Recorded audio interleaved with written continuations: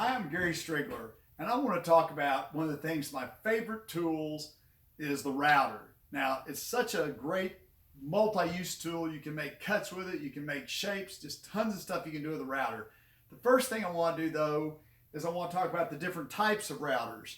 I'm going to start with what's really the most basic router that there is, and this is probably what most people have.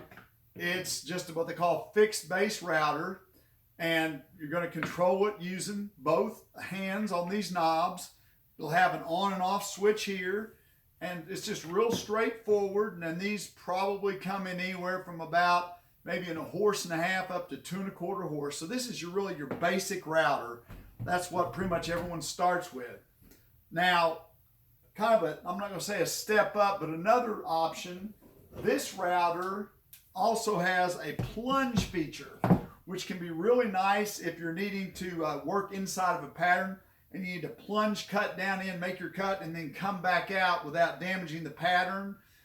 You can also, when you're done, and this is something I really like, at the end of the day, I can store the bit up inside where the carbide bit's not going to get hit or damaged while I put it in the truck or in the toolbox or whatever. And these have depth stops, so I can literally set it right back down to the depth I was cutting at before. And if I needed to make multiple passes by changing this turn around, I could make different depths of cuts. So this is, I don't know if you'd call this a dedicated plunge router, but this router does have that plunge feature. Now, another thing that I like about a router like this is it has a handle that I can hold on to, and the trigger is right here. So what that means is when I get done with a cut, I let go of the trigger and the router shuts down. This type of router, I've got to kind of be, fumbling around. Maybe if I've really reached out, I've got to try to find that switch. And while I'm trying to find that switch, I might make a mistake on my piece of wood. Now, another type is this true dedicated DHandle, and it has the same motor as one of these fixed base routers in it, but it has what they call a DHandle base. A lot of times you can get a kit that actually has this DHandle base, a standard fixed base, and also a plunge base. Now, the plunge bases that come with these work pretty well. They don't work quite as well as this one that's kind of a built-in feature. But again, one of the things I really like about this is I can control it if I have to with one hand. As soon as I let go, I know that it's going to stop.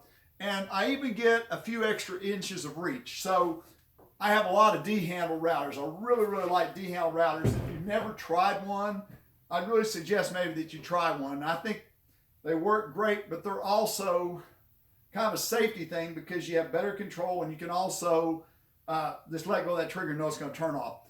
Really kind of the last type of router that I want to talk about is what used to be called a laminate trimmer. And they still do make laminate trimmers, but we call them compact routers now. And they are really handy for a lot of stuff. The thing you have to know though, these only come with a 1/4 inch collet. So you're only going to be able to use 1/4 inch bits. But they are so nice to be able to control with one hand. They're lightweight.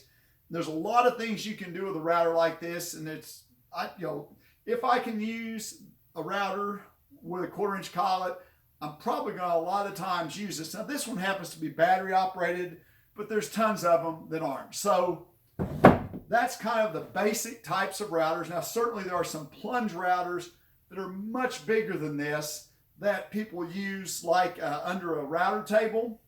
Now the final thing I want to share as we're generally talking about routers is just some things to consider if you're getting ready to buy a router. Probably the number one things is size. Kind of depends on the job you're doing. It's like when you buy a truck. If you don't ever pull a trailer, you probably don't need a 3/4 ton dual wheel truck, and it can be kind of clumsy.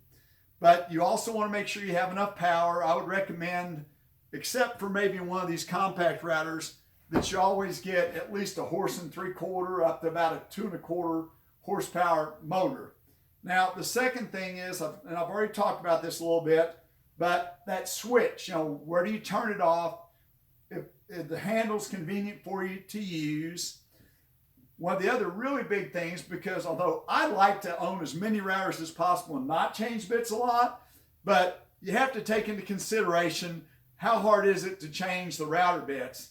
And so I know some of these Festool routers have a really great feature where they have this like ratcheting on the collet to where you don't even have to take the wrench off of the nut. You can just ratchet it back and forth. That's a great feature. Also, some of these take 2 wrenches, some take 1. So that's something to also consider. And then maybe the final thing other than price is how easy is it to adjust the depth up and down. And certainly we talked about there's multiple depth stops on this. This one twists around, and this one does too. There are some that have a gear. Of course, out of the box, they all work great, but later on you can get some dust and stuff in them. So just consider how easy is it going to be to adjust the depth and the power, how you switch it on and off, and how easy it is to handle. That's certainly not everything to take into consideration, but that's some important things to take into consideration. Also, how easy it is to change bit when you're thinking about buying a router. Okay. I got a little shaky. Well, that's okay. I want to